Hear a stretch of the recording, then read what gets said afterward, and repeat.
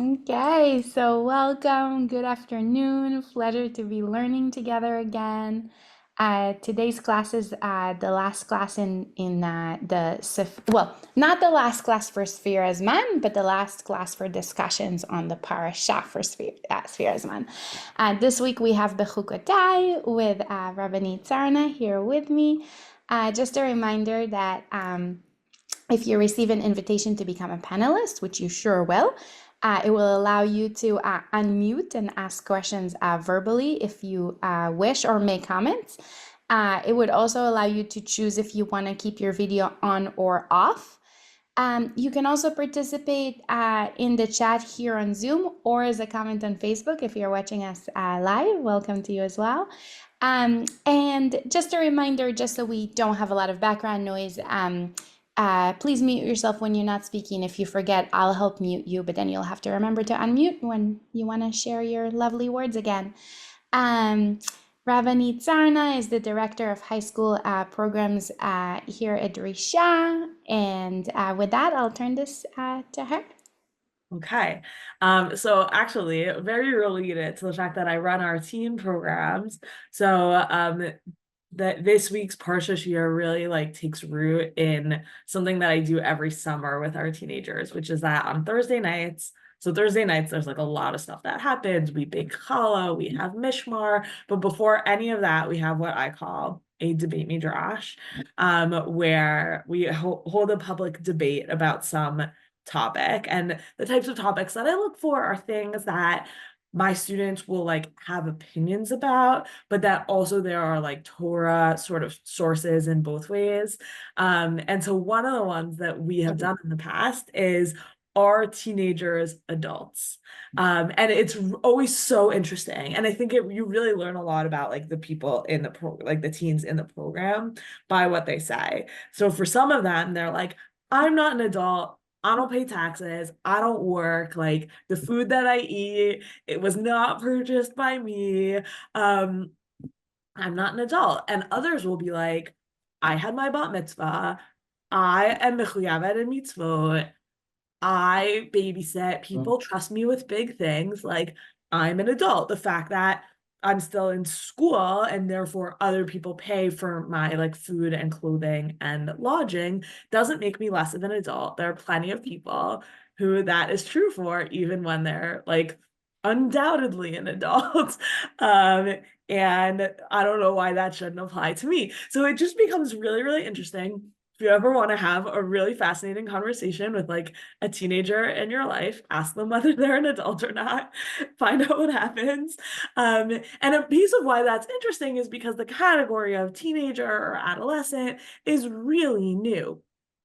So traditional sources, halachic sources and things like that, don't have that category. We don't think about that brand of thing. It's either you're a minor or you're a major or you're an adult, you're a katan or you're a gadol, and there's no in between category, and even once you have the creation of an in between category, I think a lot of neuroscientists would say this middle category makes a lot of sense, but actually should be extended a lot later. Your prefrontal cortex, which is where you make decisions, is still smushy through your 20s. And that on the one hand means learning at those ages is a lot easier. You could still pick up new languages much more easily, learn a new instrument. That's what that sort of brain smushiness allows for. And at the same time, it means you sometimes make bad decisions that you regret. And that's what's so magical about those teenage years is, on the one hand, your ability to learn is extraordinary, and on the other hand, your ability to make really stupid decisions also. In any event, so something that's sort of interesting in our parsha at the end is we have this concept introduced called erchin. Erchin is how much a person is valued. What's the valuation of a person? And I think, we're not going to really go into this, but a different direction that I was kind of exploring is is erchin the answer to literal self-sacrifice or literal child sacrifice? If you're wow, I'm so grateful to like have this life. I'm grateful the amount of my child. That instead of like bringing a child to sacrifice, you bring the like erach, the worth, the like Torah's estimation of their value um to the Beit HaMikdash or to the Mishkan or whatever as like a sacrifice instead. Like, oh, what represents a person? This much money, which is so weird, the idea that that money at all would represent people, but the Torah is full of it. This is not the only time, right? When we take a census, we do that with money also. So like, what is money? Also such a big question. Anyways, but that none of that is exactly where we're going today. So let me share my screen, and there's also a handout in the chat, so you can follow along separately if you want. One thing I'll just say is that when I'm sharing my screen, the way Zoom is set up, for whatever reason, is that it's a little hard to see if people are like raising their hands or put something in the chat. So if you want, you can put things in the chat, and then it'll be Evie's job to interrupt me. Or you can just interrupt me and ask your questions, and I really, really welcome that. And if I'm like right in the middle of a thought when you interrupt me, I'll just be like, I still want to hear what you have to say, but give me 1 second. And then we'll do it that way. Okay. So like, don't hesitate. But don't assume that like if you put something in the chat, I'll necessarily see it, or if you're like politely sitting there with your hand up, then I'll see it either. Okay, here we go. All right. So when we see an erchen is a definition of ish, or a definition of like majority. So Vayidaber Hashem el Moshe limor, Hashem spoke to Moshe saying, Daber al bnei Yisrael v'amarta aleiham, speak to the Israelite people and say to them, Ish ki yafli neder be'erkecha nefashot la'Hashem. So when any person explicitly vows to Hashem the equivalent for a human being, v'haya erkecha hazachar, so if it's a male, then its valuation, if it's a male, mi ben esrim shana va'ad ben shishim shana. So if it's a male from 20 to 60, then vaya erkacha chamishim shekel kasef b'shekel kodesh. Then its valuation is 50 shekels. And if it's a woman, presumably within that same age range, then it's 30 shekels. And if it's a person between the age of 5 and 20, then that person from 5 to 20, their valuation is 20 shkalim if it's a boy, and 10 shkalim if it's a girl. And if it's from 1 month old until 5, then for a boy it's 5 shekel, and for a girl it's 3 shekel. And then we like jump over that, right? So we started out ages 20 to 60, then we moved backwards 5 to 20, and backwards again 1 month to 5. And now we're jumping to the other side of 20 to 60 and saying Vimi ben shishim shana v'mala, so 60 and up. For a man, it's chamisha asar shekel. So for a man, it's 15. For a woman, it's asara, it's 10. And then if you have a way of figuring out what to do if you can't afford the erech that has been set. So the erech actually is like the upper limit, but if that's too expensive and you still made a vow like this, which obviously seems like a silly approach, but anyways, you can't afford it and you still made one of these types of vows, then the person is presented before the priest makes harichoto hakohin, the priest makes a valuation of that person, al pi asher tasig yad hanoder yarichanu hakohin.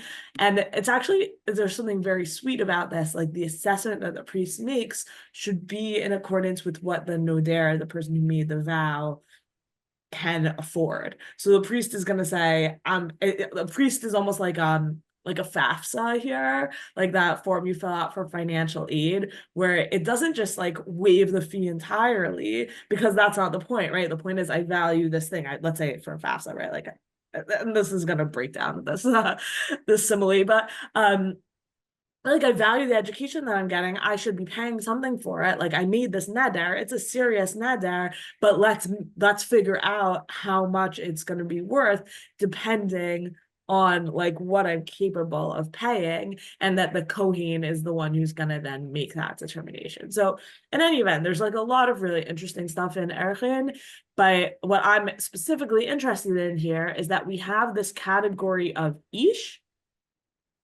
and then Ish is defined as 20 to 60. Okay. And so you read that and you're like, hold on, in my world, Jewish boys become men at 13. Where did that even come from? Why is it 20?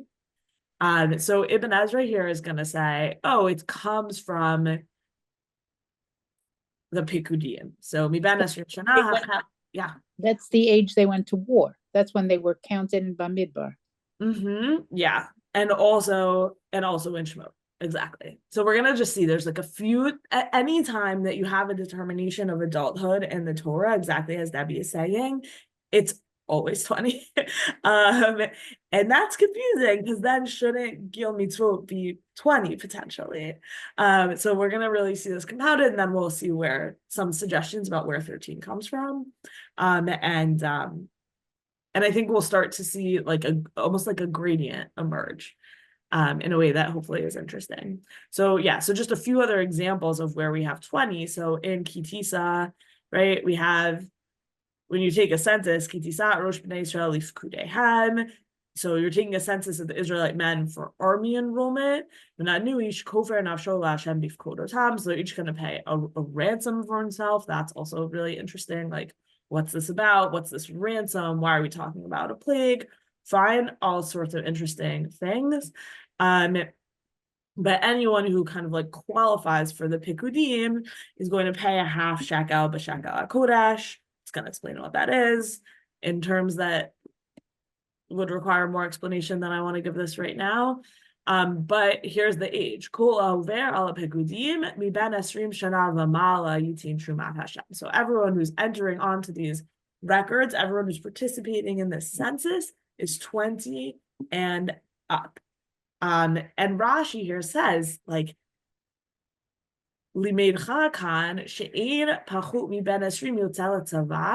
so, okay, clearly, right? This teaches you that anyone less than 20 doesn't join the army. But more than that, nimna bichlal anashim. Anyone younger than 20 is not counted as an adult, is not counted as a man. So, like, if you looked at these two parts of the Torah and this Rashi and you were like, what is a man? You would be like, it's official, bar mitzvah is 20. And we see it again one more time. We see it in this is what Debbie was talking about. And again, right? So sorry, that was one example of what Debbie was talking about. But here we have who is gonna, translation here got messed up, but who of the Dor Hamidbar is not going to go into the land of Israel? So, like, at what age? What age is the cutoff?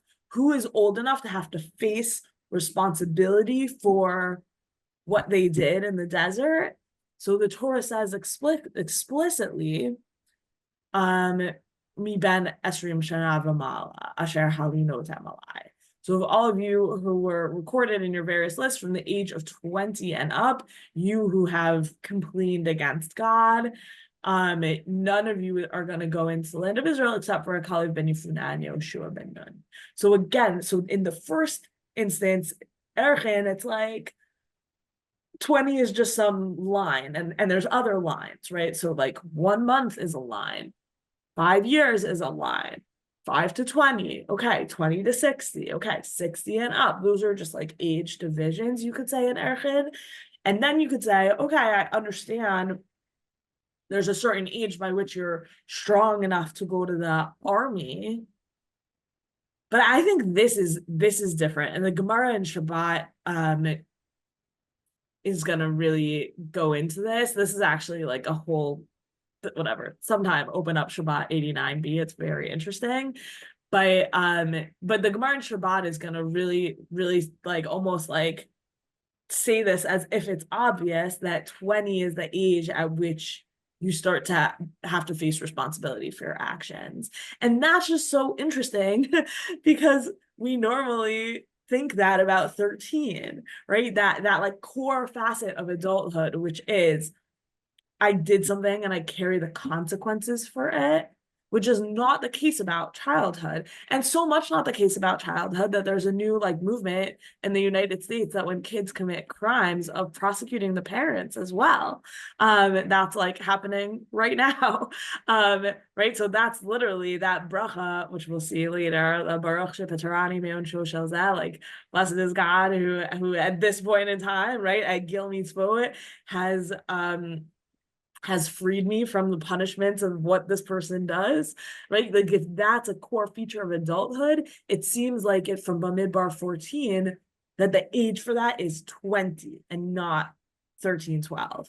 And the Gemara on Shabbos, what's happening here is Yitzchak is like mounting a defense of the Jewish people before God. And one of his arguments is that like, okay, you think it's like all these years of sinning, but like really how many years does a person sin for? Because people are asleep for some of that time and they're like, and like for the first 20 years of their lives, their sins don't count. So here's where we see that.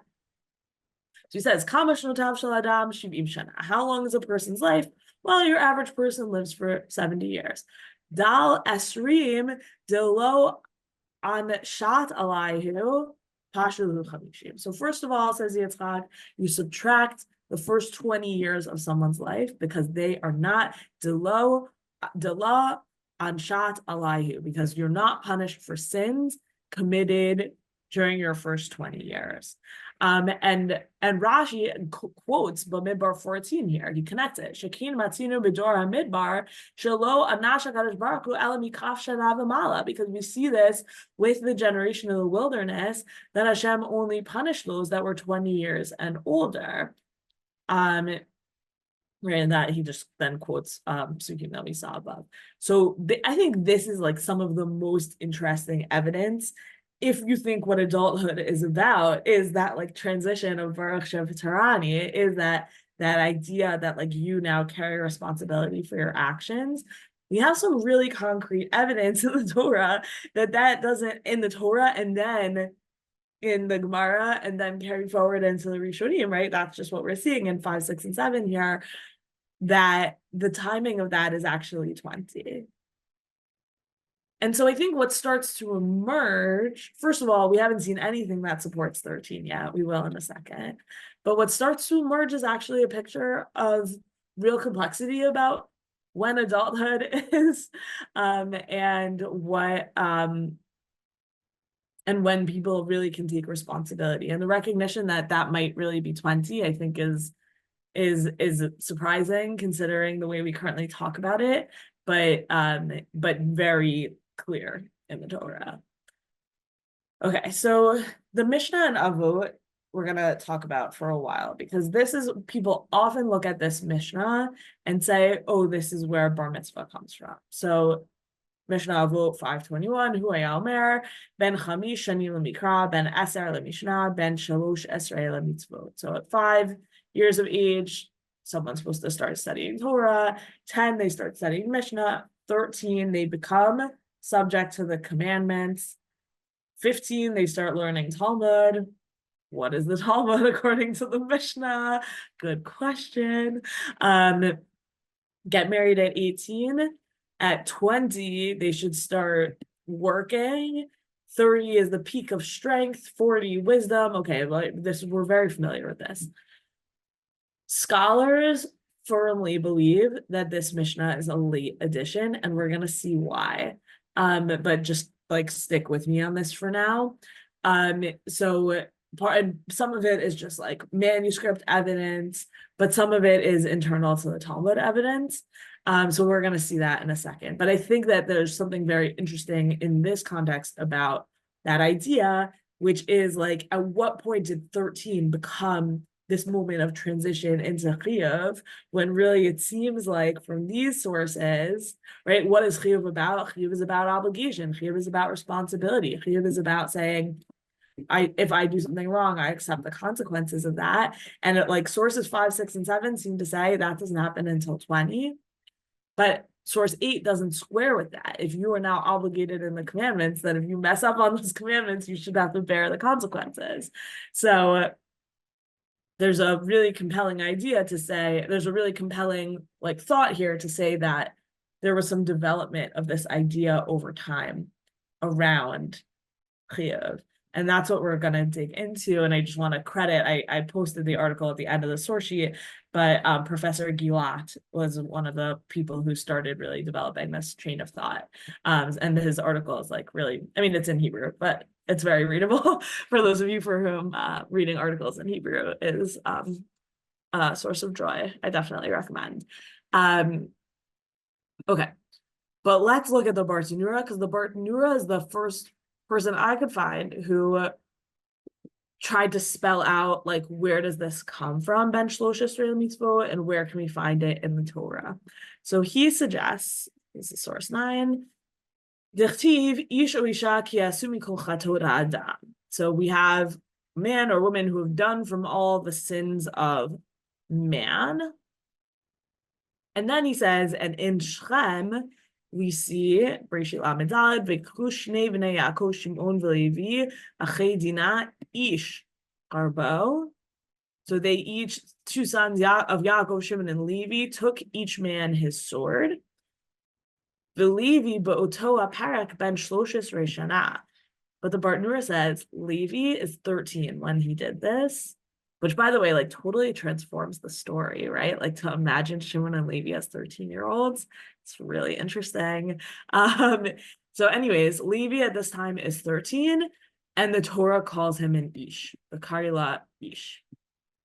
And so connected to people taking Ish o Isha ki yasu mikol chatot adam, right? Man or woman, Ish, who's done from any of the sins of men.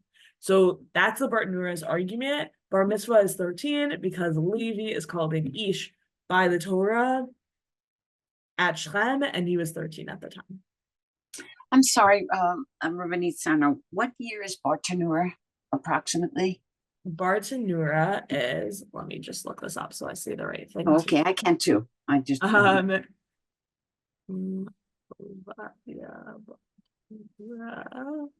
is 1450.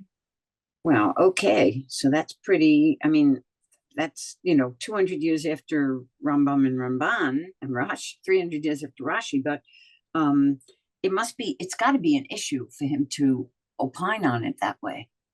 Would you say, or is it just one of his ordinary commentaries? I mean, the Bartanura writes on almost every word of the Mishnah, so like it's not weird that he has something to say. It's just quite original, and it's so original that the Tosfot Yom Tov comes along and says like, yeah, wait, how does that work again? Right? Like, right. So this idea. So in here, the Tosfot Yom Tov is gonna spell it out. I don't love this is the translation here is off of Sefira for the Tosfot Yom Tov, but it's like all messed up. It's not a great translation, but let me just walk you through it. So he wants to do out the math of the Bartanura. So he says, so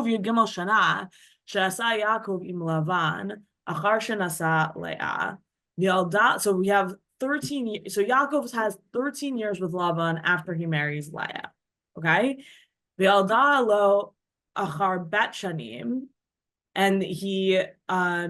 And he has these children after 2 of those years. So how do you get to like all 3 of those children in 2 years? So you have to assume that each one is born after 7 months, and that like Leah immediately gets pregnant again, and then more or less, and so you have 3 children in 2 years. 3 children in 2 years, which I don't wish upon anyone. So Nimtza Levi ben Yud Aleph Shanak Sheyatzu Misham. So that makes Levi 11 when they left Lavan. Hosif Aleim Vav Chodashim Shasa Baderach. So then they had 6 months on the way. The Yud Chet Chodashim, and then 18 months Shasa B'Sukkot. Kayetz v'choref v'kayetz. So then they're in Sukkot. a summer, a winter, and a summer. Shehem bat shanim. So that's 2 years total since they left Lavan. You have 6 months and then 18 months. Hare Levi ben Yud Gimel shanim belachtam l'Shechem. So that would make Levi 13 years when they're in Shechem, and he is called an Ish. Okay, and then, but the truth is, like, at the end of this here, and we don't need to go into it, but at the end of this here, the Tosfot Yom Tov is like, I don't really buy this, and I think the Bartenura missed some things. Like, I think there's some other stuff going on. But in any event, like, the Bartenura just assumes, like, oh, how do you know? Here's my argument about Levi. Levi was 13, and the Tosfot Yom Tov is like, I guess here's how you could try and make that work, but I don't really like it. I think it skips things, and I don't think it works very well. Okay. And here's just one other, so just in terms of like evidence also for why this Mishnah might be a late addition, is that in the Gemara you have a statement. So Abaye has a few times in the Gemara where he talks about his like foster mother, nursemaid character that he calls Aim, and shares her wisdom. So here's one of them. So Abaye says, Amra li Aim, so my foster mother Aim said to me, Barshit la Mikra, 6-year-old is ready for Bible study. Bar Eser la Mishnah, a 10-year-old is mature enough to study Mishnah. Bar Tleisar la Ta'anita me'et la'et. And at 13, you're old enough to fast for 24 hours. V'tinoket bar Tresar. And for a girl, that's 12. So 2 things that are interesting about this. One is like, it's not commandments, it's you can do a full day or 25-hour or whatever fast. But also note the language for a girl. Tinoket is not language that we use for a woman who we're considering an adult. That's language of like a little girl, a baby girl, a minor girl. And AIM is using that language. So it's not clear at all that AIM thinks that 13-year-old boys and 14 and 12-year-old girls are sufficiently mature to observe all mitzvot. But also, like, why are you quoting AIM if you have a Mishnah? And so that's sort of where we start to see, doesn't seem like Abaye had this Mishnah, and anything in that last parak of Pirkei Avot seemed to be potentially like later additions onto Pirkei Avot. And so before we get to that idea of Ben Shlosh Esrei Mitzvot, maybe there's some other idea that's kind of circulating in the world of the Tanaim and the Amoraim about adulthood and how it works and how it emerges, as opposed to this like clear line. And so at a certain point, you hit 20, let's say, there's a clear line, but maybe adulthood sort of emerges in pieces before then. And AIM a little bit is hinting at that with this sense of like, oh yeah, like when are you physically mature enough to do a fast? And remember, like, until you can do a fast, like, you can't keep mitzvot, like, right? Like, you can't participate in Yom Kippur, for example. Like, that physical maturity piece is a requirement of being mechuyav in mitzvot, but it's not sufficient. And that's all she's saying. She doesn't say all mitzvot. She says, oh, you're old enough to fast. Okay, go. Which is also, I think, so interesting. Like, I wonder if you told AIM about like what eventually happened, that 13 became chiyuv in all mitzvot. I wonder what she would have said, you know? I feel like she would say like, no, like that kid, okay, they can do Yom Kippur, but are they capable, or they can do the fasting part of Yom Kippur, but are they capable of carrying all the responsibility of everything else around Yom Kippur? Like, maybe not. And, you know, even in our day, we call 13-year-olds mechuyavim in mitzvot, but like there are so many mitzvot surrounding what you eat, when you eat, how you do it, So like a person who's kind of almost categorically like not paying for their own food and not any of that stuff, like, I don't know, like, are they actually keeping mitzvot? We don't even think to ask these questions, but I think they're kind of there. And we start to see it in other places. So, okay. So we'll see some other Mishnayot. So and these are kind of the classic ones about maturity. And they're in the Mishnah Nida. They're a little bit, I don't know, they just talk really explicitly about bodies, the way that all of Masachet Nida does. So just to be a little bit prepared. Okay, so the first question that gets described here is, at what point can someone make a neder and we trust it? Because like little kids say words all the time that like they don't know what they mean. Like my son is 4 and he'll come home and he'll like use some word and then we'll be like, oh, like what does that word mean? And I'll be like, I don't know. And some of that might be like he doesn't know what a word means, and some of it might be that he doesn't have like definitional capabilities, like he can't explain what a word means. But in any event, right, like you should not be responsible for a neder if you don't know what the words you're saying mean. So the Mishnah has this idea that there's a certain age at which that becomes possible. So the Mishnah says about so if you're 11-year-olds in one day, nidareha nivdakin, then we check your vows to make sure you know what you vowed and to whom. So you have like 1 year almost of like probation, and then when you're 12 and a day for a girl, your vows take effect.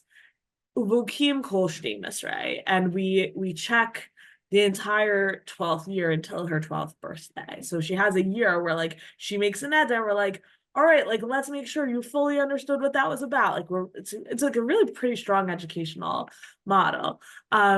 And then for boys, that it's that same process, but it's pushed forward a year. So for boys, their probation year is 12, and then once they turn 13 and a day, their nidarav kayamim, his vows stand. But that whole 13th year, the year between 12 and 13, he gets checked that whole year. And before that time, so before 11, before 12, even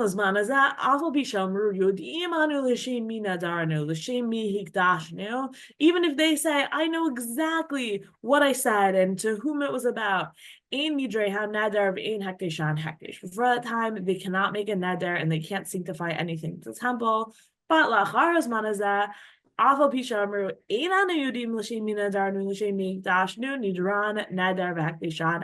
but after that time, if they say, oh, I'm 14, but I don't really know who I was talking about, or I didn't really know what I was doing. It doesn't matter. Like they had their year of probation, they had their year of learning, they should have learned, and if they make their iPad hektish, then that iPad is hektish, and there's nothing they can do about it. Because they can't beg off of it like I didn't know how this worked. They only have all the same tools at their discretion as adults have to deal with a neder that's really a neder that they want to make go away, but they're not like treated like children.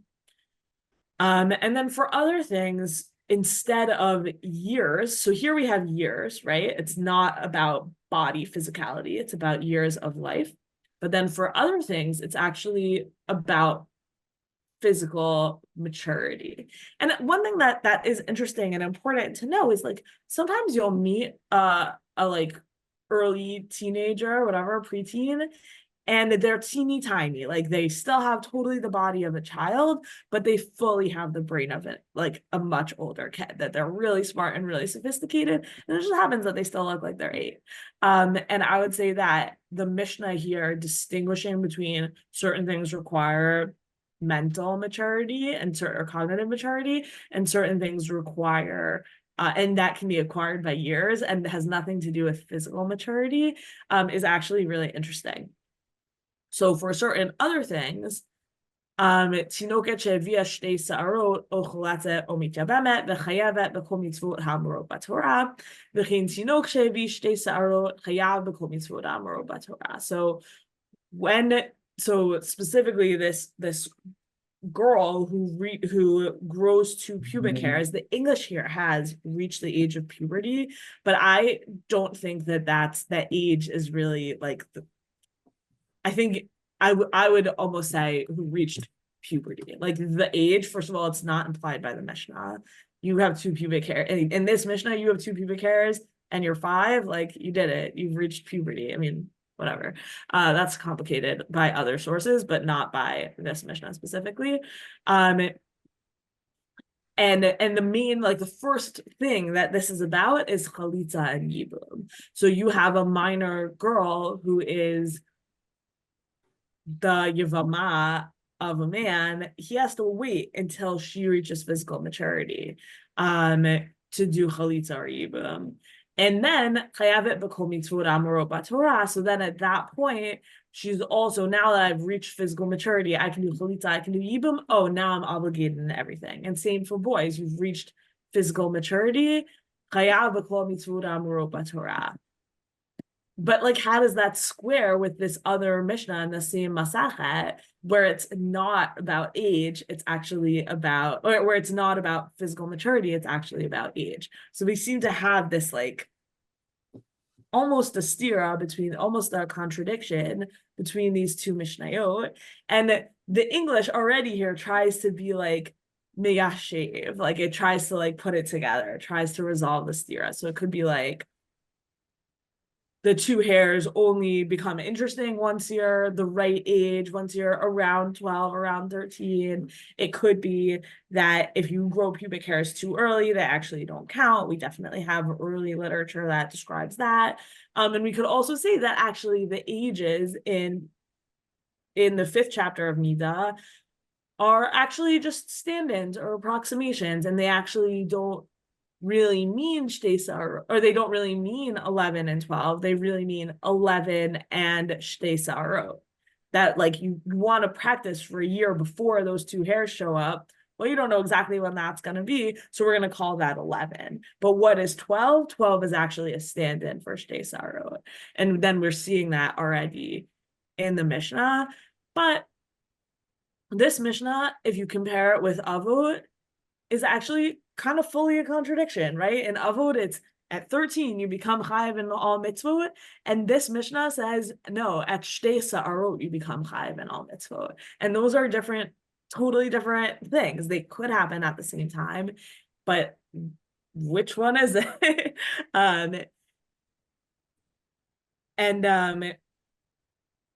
Yeah, and so the Bartanura here says la'achar shloshes reishana v'yom echad for this shtei sarot. He says, oh, we're gonna add in that the shtei sarot don't actually matter until after you're 13 and 1 day. So you have to first be 13, then you have 2 pubic hairs, then you're chayav and mitzvot.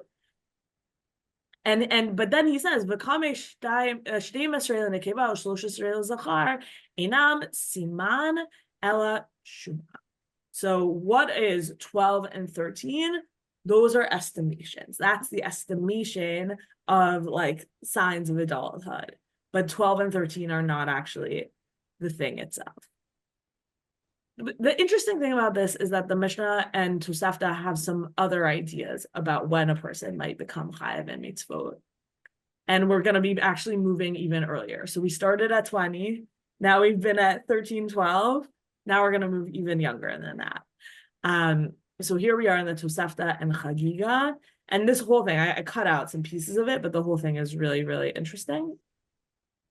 So here we have Katan she'in tzarich le'imo chayav b'sukkah. So a minor who no longer needs the help of his mother is obligated in sukkah. The Gemara actually goes into this. It's pretty sweet. When does a minor no longer need his mother? It's when he no longer calls out for her in the middle of the night, which is like, but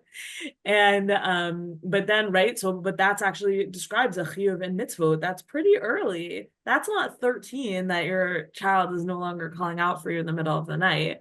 Similarly, yodei l'na'aneh chayav b'lulav, from when you can shake, you're obligated in lulav. And that's not how we approach lulav today, right? Like kids shake lulav, but we do it by way of education. But this Tosefta would say, no, you're old enough to shake lulav, you're chayav in lulav. Yodei l'tatif chayav b'tzitzi, once he knows how to dress himself, he is liable in tzitzi. Yodei l'daber aviv melamdo, from when he can speak, his father is going to teach him Shema and Torah and Hebrew. And if not, then that's going to go really bad for her. If not, then if he never learns how to say Shema and you don't teach him Torah and you don't teach him Hebrew, then it would have been preferable for your child not to come into this world. Okay, whatever. Moving on from that, Yodei lishmor tefilav, aviv lokech lo tefillin. From the minute he knows how to take care of his tefillin, his father buys him tefillin. So this is not an all or nothing approach to maturity. It's not an all or nothing approach to mitzvot.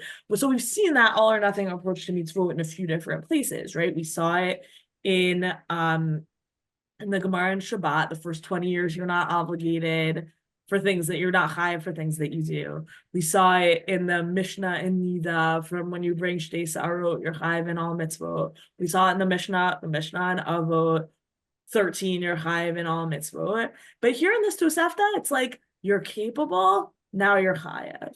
And that gets determined mitzvah by mitzvah, as opposed to this blanket, all mitzvot get treated the same.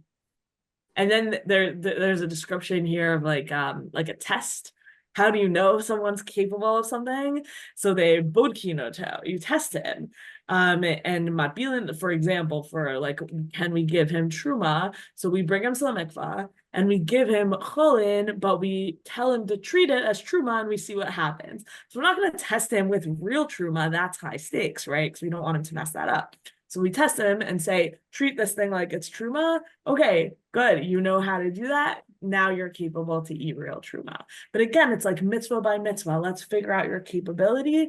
And then we'll do it. But then here we have that, okay, this sort of like ends at physical maturity. So this is a quote from the Mishnah, or it's like whatever, not quote from, but I guess it depends when you think the Tosefta we put together. But this is that same source material as the Mishnah and Nida of the pubic hairs and the chalitza, yibum, and obligation in kol mitzvot ha'amurot b'Torah.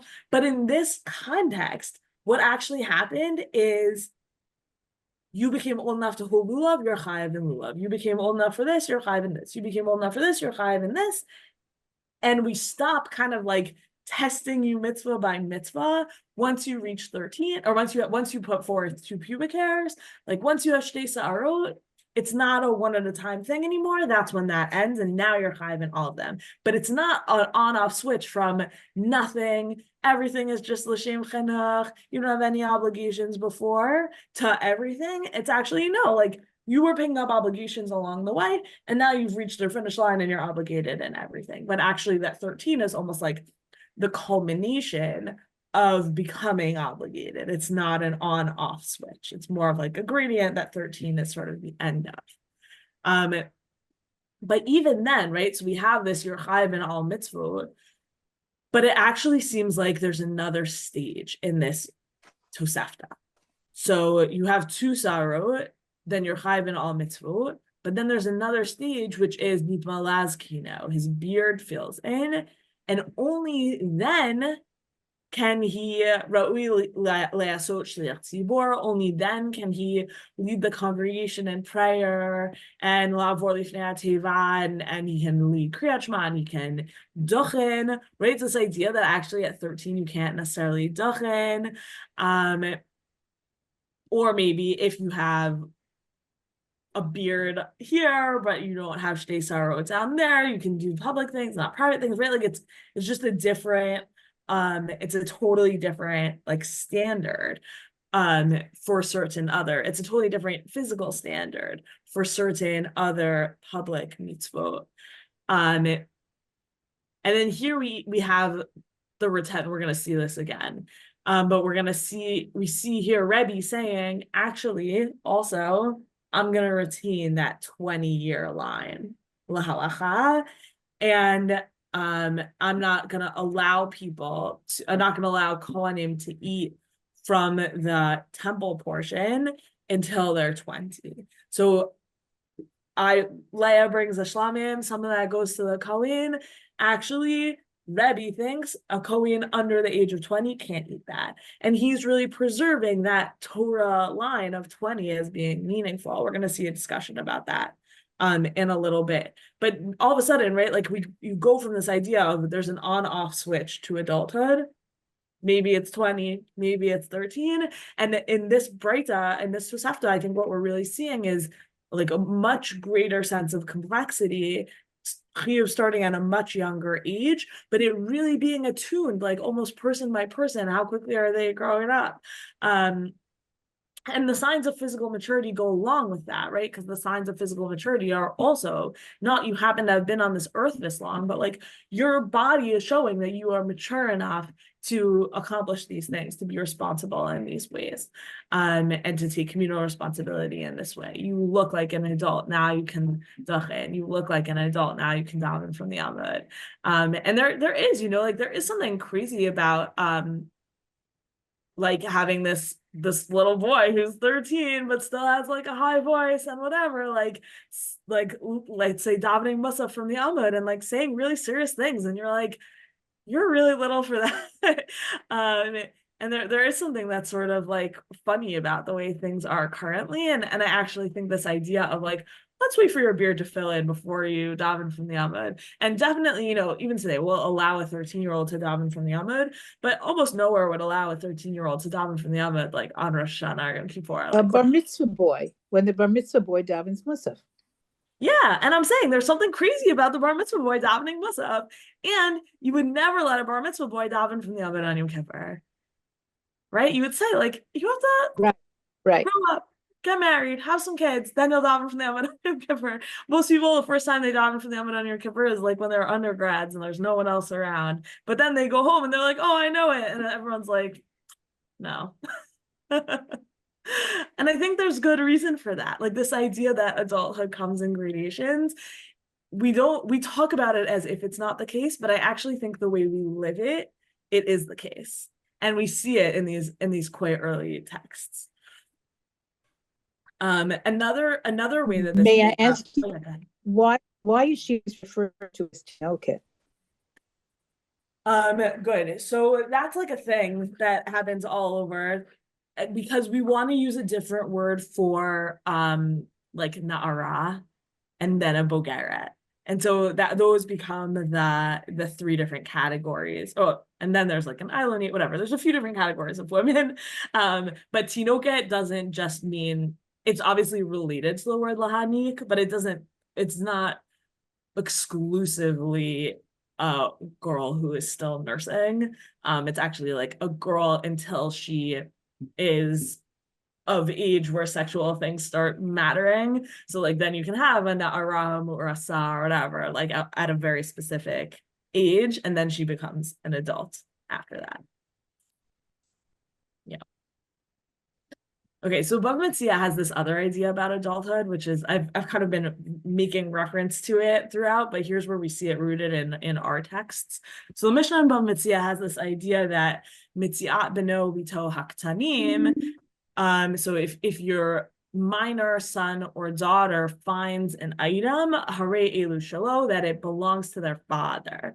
But if your adult son or daughter, mitziat beno bito hagdolim, so your adult son or daughter finds an item, then hare elu shalahem, then it belongs to them. The other thing to that question about like why is it tinoket, because we're used to this language of bat, but bat is actually a relational term.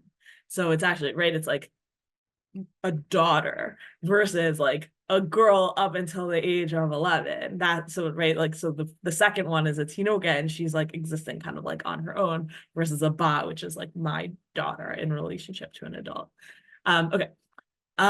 Okay, so we have these two categories. Minors, if they find stuff, it goes to their parents. Adults, they find stuff, they keep it. And the Gemara raises this possibility. Rabbi Yechiya bar Abba says in the name of Rabbi Yochanan, lo gadol gadol mamash v'lo katan katan mamash. It's not, when we say here an adult, we don't mean an actual adult. And when we say here a minor, we don't mean an actual minor. Ella gadol v'samuch al shulchan aviv zehu katan. Rather, an adult who is dependent on his father's table, who's not financially independent.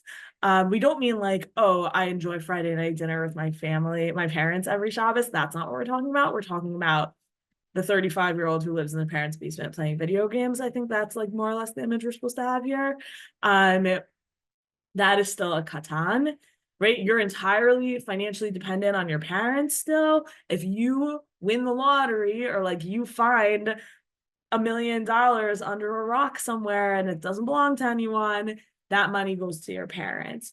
But Katan ve'eno samuch al shulchan aviv, but let's say you're 9 and you're living on your own and you're making it work and you're farming your land and you're whatever, then that katan is actually a gadol. They find $1 million under a rock, they get to keep it themselves. They don't have to give it to their parents. So here adulthood is, it seems almost related to that beginning of Chagiga, but in the Tosafta and Chagiga, you had a stopping point, right? Like, okay, you can become mature enough to be chayav and lulav way before you're 13. But here it's like, even if you're after 13, if you're not financially independent, there's a way in which you're actually still a katan.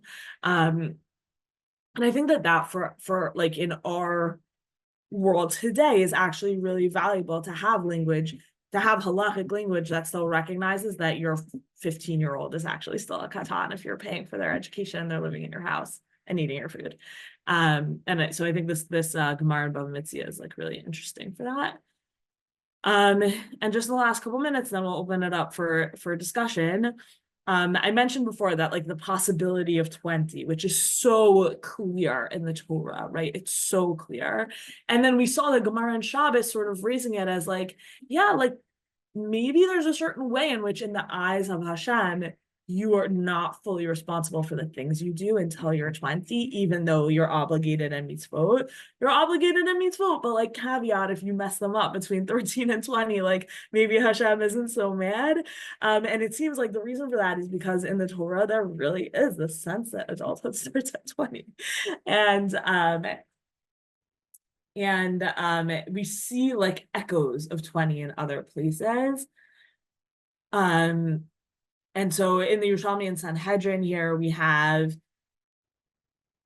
a description of who can serve as a judge in criminal cases, and especially if they have not brought shtei sa'arot, so they don't have pubic hair yet. At what age? So Rabbi Abba Hashem Rabbi Yochanan af pachut mi ben esrim v'shelo hevi shtei sa'arot kasher b'dinei mamano v'lo b'dinei nefasho. So if you are younger than 20 and you have not reached physical maturity, or like you haven't grown pubic hairs, you cannot judge criminal cases. And Rabbi Chanina says, no, actually, Rabbi Yossi ben Chanina says, well, maybe that age is 13, but we still have this sense of like, oh, maybe actually, if we're putting aside physical maturity, because this is a person who maybe is not going to grow pubic hair, for example, then what's our line? Our line is 20. And Rabbi Yossi ben Chanina says, no, our line is 13, but 20 kind of still is hanging out there as a possibility. And then also this is that opinion of Rebbe. And here it's even more. So me'imatai kasher la'avoda. So from when is a priest fit for temple service? Misheyavi shtei sa'arot, from when he puts forward two pubic hairs. Aval achiva kohanim ein manichinoto la'avod ad sheyeh ben chav. But even after that time, actually his fellow Kohanim are not going to let him do service until he reaches 20. So there's like this balance between, we have this practice that it's 20 and a rabbinic understanding that it's 13. And how do we balance it? Well, really, or rabbinic understanding that it's physical maturity, like shtei sa'arot. Well, really it's shtei sa'arot, but we blame it on the other Kohanim. Their practice, their minhag was, we don't let them serve until they're 20. So some say, so some say, yeah, this is actually Rebbe's opinion, but few pasul the Rabbanan lately. And so then according to Rebbe, it's not even like, oh, there's a Rabbanan principle that you can't serve until you're 20. It's actually just, this was the minhag of Kohanim, that you don't serve until you're 20. And some say, no, Rebbe actually has a psul Rabbanan, v'harabanan hi u'lechatchila hu d'lo aval diavad avadato kshira. But the opinion that's stated it at the beginning of this Gemara in Chulin is actually reflective of a different opinion. And sorry, a second, I need to sneeze. It's actually reflective of a different opinion, and that opinion said that there's. Thank you. That opinion says that there's no problem, but we don't do it. But if a person younger than 20, but with shtei sa'arot, did do avoda in the Beit HaMikdash, it would be valid. It would work. But anyways, all of this is just to say, like, the details of these cases are not so important, other than just to say, like, we definitely tell this story of like 13, like that's it. But really it seems like Shtei Sarot is much more it. And 13 is an estimation of that, which we saw Bar Nur say, lots of other people say that as well. But also that we kind of started with 20 and in the Torah, and we see like resonances of 20 really continuing through time and sticking around. But here's when we think about kind of bar mitzvah and the things we associate with it. So here's Breshit Rabbah on parenting. So we have Yaakov and Esav, Rabbi Levi Amar, Mashal Hadas, the Itzvonit, Sheyug Delim Za al Gabe Za. We have a myrtle and a thorn bush that grew adjacent to one another. They grow, they blossom. One produces fragrance and one produces thorns. So for all 13 years, Yaakov and Esav went to school, and they went home from school. But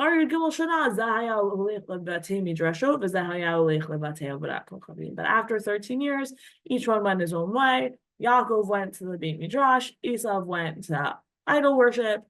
And so then here we have Rabbi Elazar says, Tzarich Adam litapel bibno ad yud gimel shana. So from Rabbi Elazar's perspective, it's actually about bar mitzvah is actually about parents. You have until 13 to take care of your kids and try and turn them into who they're going to be. But after that, mikan ve'ilach tzarich shiomar baruch shebetarani me'on shosel zeh. That after 13, you say to yourself, I did my thing. I tried to form this person. I am putter from it going forward. I have no more responsibility or obligation vis-a-vis the like crafting of this person. I forced him into school for 13 years and like now I am absolved of it. And just like for a more modern source on bar mitzvahs, we have the Mishnah Berurah. I mean, as people know, as you're probably familiar, the whole idea of like having a celebration for bar mitzvah and certainly for bat mitzvah, it's all quite late. It's not particularly like halachic. It's certainly not a necessity, but it's become really the practice of the Jews. And so, right, so the Mishnah Berurah writes about it. Achshav nahagu, and nowadays we have practiced so now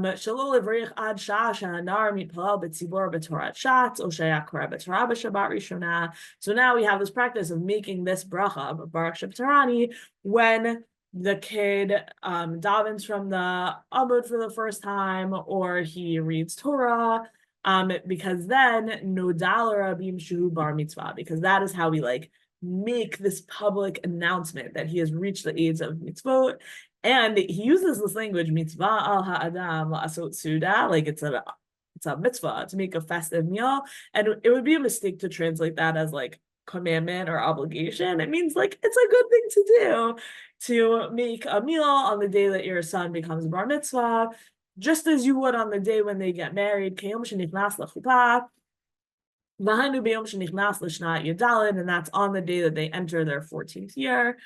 V'tam hasuda, here's the point, right? The reason for this meal, mishum da'achshav na'asa ish Yisrael, because now he has become a man in Israel, shenitztava b'mitzvot ha'Torah, because he has obligated in all mitzvot in the Torah.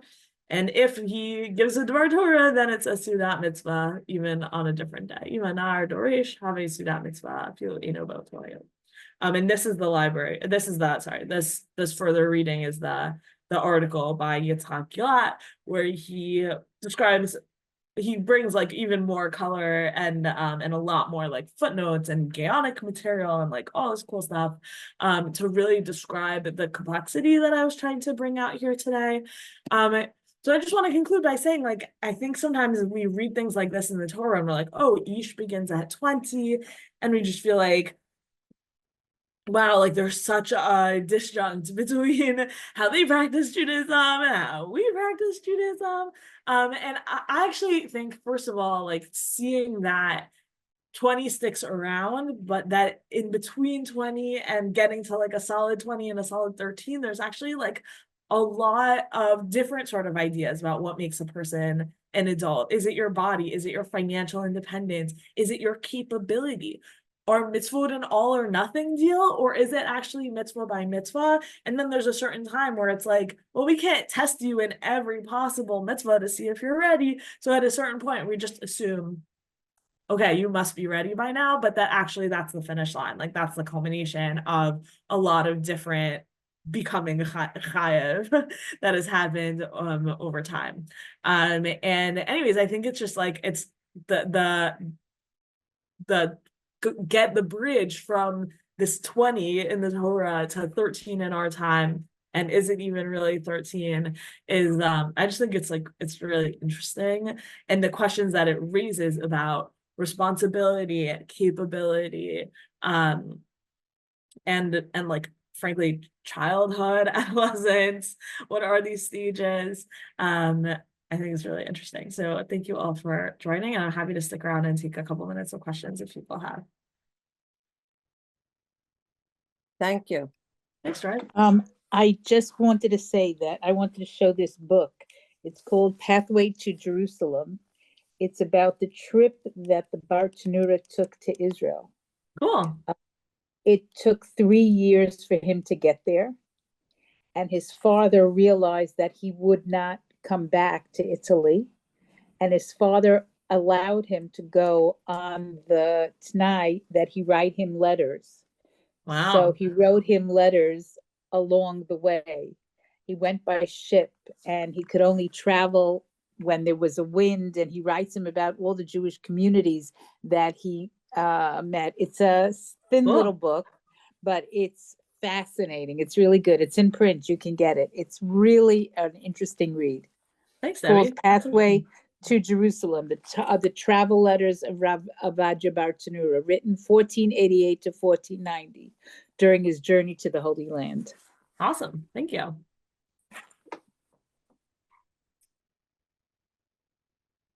Sandra, you're muted. I was just saying thank you. Oh, thank you. I know. When we had to say the Asher Patarani bracha, it feels so inappropriate. Don't want to say it. Whatever, they're so little, and they're coming home. The mucus is still coming out of their nose. They're still little. They still have nightmares. But then when you see, as you mentioned, they're holding parents responsible for their children's actions. Did the child live at home still at 30 years old? Was he still physically, financially dependent on the parents? And that's pretty sophisticated stuff. And it's it's so modern. Yeah, totally. So, you can disavow from today till tomorrow, but it may not work. Yeah. I know. Kids are hard. That's why God made grandchildren. Shia. My parents always say, if we had known how great grandchildren were, we would have done it first. I have to second that emotion. Agreed. Much. Thank you. Thank you. Thank you. Shabbat shalom. Thank you. Bye, everyone. Thank you. Thank you. Thank you. Shabbat shalom. Hey, thank you so much. Thank you so much, Rabbanit Sarna. And it looks like it's just me and you, so left. So I'm probably not going to make the announcements, but I will see you next time, okay? Lehitraot. Bye-bye.